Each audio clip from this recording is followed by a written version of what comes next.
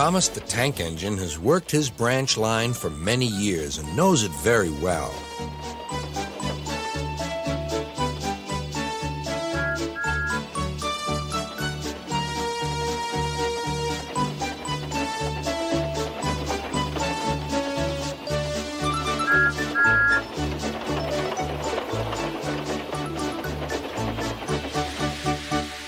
You know just where to stop, Thomas, laughed his driver. You could almost manage it without me.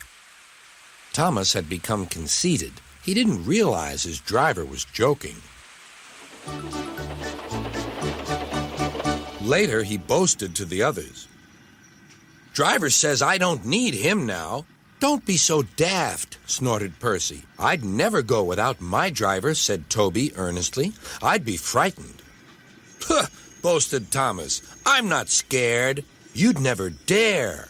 I would then. You'll see. The next morning, the firelighter came. Thomas drowsed comfortably as the warmth spread through his boiler. Percy and Toby were still asleep. Thomas suddenly remembered.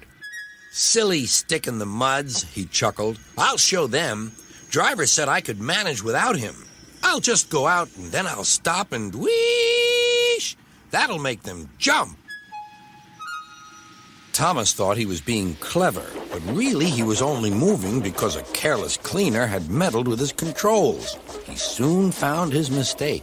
He tried to whoosh, but he couldn't. He tried to stop, but he couldn't.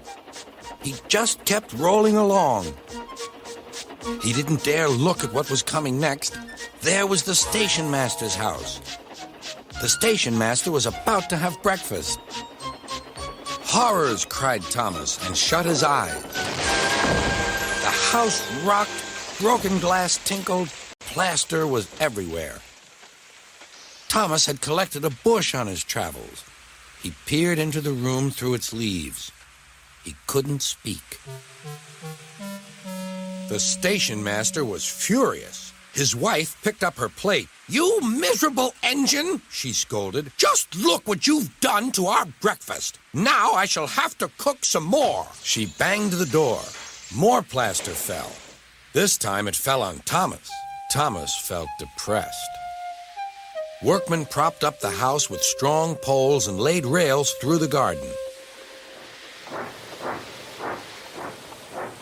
Then, the Scottish twin engines Donald and Douglas arrived.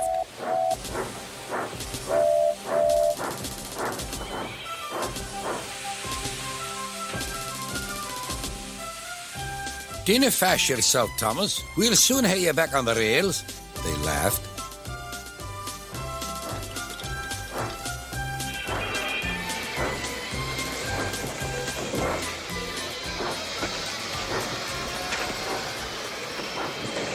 Donald and Douglas, puffing hard, managed to haul Thomas back to safety.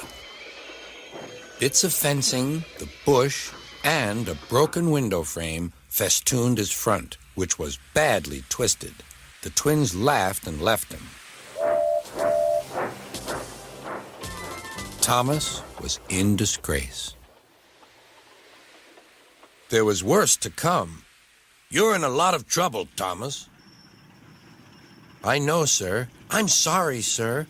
Thomas's voice was muffled behind his bush. You must go to the works and have your front mended. It will be a long job. Yes, sir. Meanwhile, a diesel rail car will do your work. A diesel, sir? Thomas spluttered. Yes, Thomas. Diesels always stay in their sheds till they are wanted. Diesels never gallivant off to breakfast in station masters' houses.